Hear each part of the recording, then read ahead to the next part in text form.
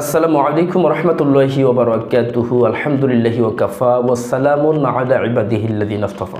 প্রিয় হাজিরিন, আপনারা যারা 18তম ভাইবা দিয়েছেন খুব চিন্তিত আছেন যে ভাইবার রেজাল্টটা কখন দেবে, ভাইবাতে আসলে কতজনকে পাস করাবে।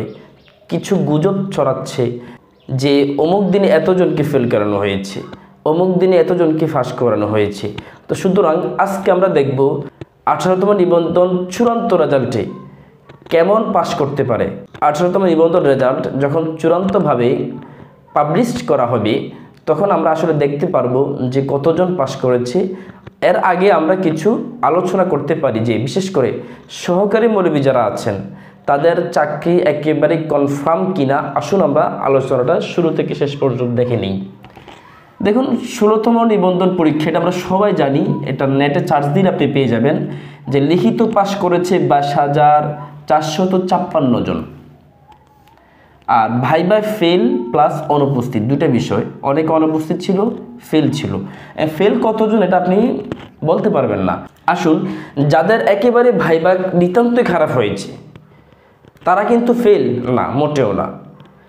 যাদের একটা আনসার দিতে পারে নাই কিন্তু একাডেমিক রেজাল্ট খুব ভালো, অবশ্যই সে পাস করবে। কিন্তু যাদের একাডেমিক রেজাল্ট একেবারেই নগণ্য, পাশাপাশি সে ভাইবার কোনো প্রশ্নের আনসার দিতে পারে নাই, তাহলে একদিক দিয়ে একাডেমিক রেজাল্ট খুব নগণ্য, দ্বিতীয় হচ্ছে প্রশ্নগুলোর আনসার দিতে পারে নাই, সে ফেল করার সম্ভাবনা আছে। তবে যাদের একাডেমিক রেজাল্ট ভালো, দুই একটা প্রশ্ন আনসার দিতে পেরেছে, আশা করছি তারা উত্তীর্ণ হয়ে যাবে। এবার আসুন, তার লিখিত পরীক্ষা ছিল 16তমতে 22,456 জন, ভাইবা ফেল প্লাস অনুপস্থিত ছিল 1400 জন, এটা আমরা বুঝলাম। আসুন, 17তম নিবন্ধনে লিখিত পাস করেছে 26,242 জন, আর ভাইবা ফেল প্লাস অনুপস্থিত ছিল 1500 জন। আমি তো আগেই বলেছি যে কাকে ভাইবাতে বাদ দিতে পারে। এক নম্বর হলো একাডেমিক রেজাল্ট, একাডেমিক রেজাল্ট যাদের 2 পয়েন্ট সামথিং অ্যান্ড ভাইবাতে এনি কোশ্চেন, কোনো কোশ্চেনের আনসার দিতে পারে নাই, তাহলে তার ফেল যাওয়ার সম্ভাবনা কিছুটা আছে, ফুল নয়। কিন্তু যাদের একাডেমিক রেজাল্ট 4 পয়েন্ট অথবা 3.50 অথবা 5 এ প্লাস, দুই একটা আনসার দিতে পেরেছে অথবা দুই একটা আনসার দিতে পারে নাই, তার 100% পাস হবে। তাহলে দেখুন, 17তম নিবন্ধনে ফেল করেছে 1500 জন। এখন একটা আনুপাতিক রেজাল্ট যদি আমরা দেখি যে এখানে 26,000 ধরুন, এখানে 22,000, টোটালি 25,000 ধরুন, 25,000-এর মধ্যে 1500 জন ফেল। 17তম নিবন্ধনে 25,000 আবার 1500 জন ফেল। তো এরকম যদি হিসাব করা হয় তাহলে 18তম নিবন্ধনে আমরা দেখেছি 83,865 জন লিখিত পরীক্ষা পাস করেছে। তাহলে এরকম যদি আমরা এই আনুপাতিক হার যদি হিসাব করি তাহলে 25,000-এ যদি 1500 জন ফেল হয়, প্রথম 25,000-এ 1500 জন, দ্বিতীয় 25,000-এ 1500 জন, তৃতীয় 25,000-এ 1500 জন, আমাদের এখানে 4,500 আসছে। টোটালি ধরলাম 5,000 ফেল করলো, কথার কথা 5,000 ফেল করলো। তার মানে আমাদের আরও 78,000 আমাদের পাস হয়ে যাচ্ছে, চাকরি পাবে অলরেডি 78,000। তাহলে দেখুন, আনুপাতিক হারে কিন্তু এভাবে আসে বিগত সময় যেটা করেছে।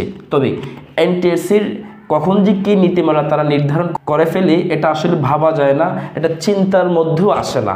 এই জন্য সহকারী মৌলবী যারা ভাইবা দিয়েছেন তাদের জন্য একটা বিশাল সুখবর।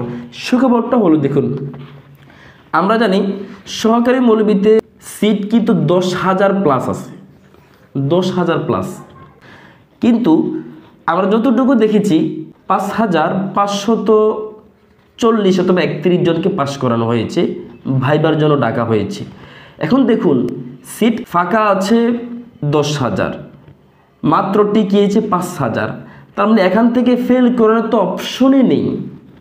আমি যতটুকু শুনেছি যে মোহাম্মদপুর কাদরিয়া তৈবিয়া ঢাকা মাদ্রাসা, ওই প্রিন্সিপালের সাথে আমরা দেখা করলাম, আমাদের সম্মানিত ওস্তাদজি আমিন হুজুরের সাথে যখন কথা হয়েছিল, হুজুর আমাদের প্রিন্সিপালের সাথে দেখা করতে নিয়ে গিয়েছিল আমার বন্ধুর সাথে।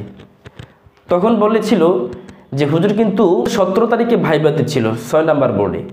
তখন এনটিএসসির সচিব নাকি বলেছিল যে প্রতিটা মাদ্রাসা হিউজ পরিমাণে শিক্ষক শূন্য পদ রয়েছে, তো সুতরাং আপনারা অত কঠিন প্রশ্ন করবেন না, আবার একেবারে সহজ প্রশ্ন করার দরকার নেই, আপনারা ছেলেদেরকে ছেড়ে দিবেন, মানে আপনারা শিক্ষার্থীদেরকে ছেড়ে দিবেন। তার মানে তাদের যারা ভাইভাতে ডাক পেয়েছে তারা 100% চাকরি পাবে, এটা এনটিআরসি চেয়ারম্যানের কথা। আর সহকারী মৌলবী এটা চিন্তা করার প্রশ্নই আসে না, যারা 26 তারিখ পর্যন্ত পরীক্ষা দিবেন চিন্তা করার প্রশ্নই আসে না, ভালো করে পরীক্ষা দেন। আশা করছি ইনশাআল্লাহুল আজিজ আমাদের এই সহকারী মৌলবী যারা আছেন সবার চাকরি হয়ে যাবে। আর আমাদের পরীক্ষার রেজাল্ট কখন দিবে সেটা নিয়ে আমি আরেকটা ভিডিও দিব। আশা করছি আপনারা এই ভিডিওটা দেখে খুবই আনন্দিত হয়েছেন। এর হাজিরিন সবাই আমার পাশেই থাকুন এবং আমার ইউটিউব চ্যানেলটাকে সবাই সাবস্ক্রাইব করবেন, বেশি বেশি শেয়ার করবেন। আসসালামু আলাইকুম রহমতুল্লাহ।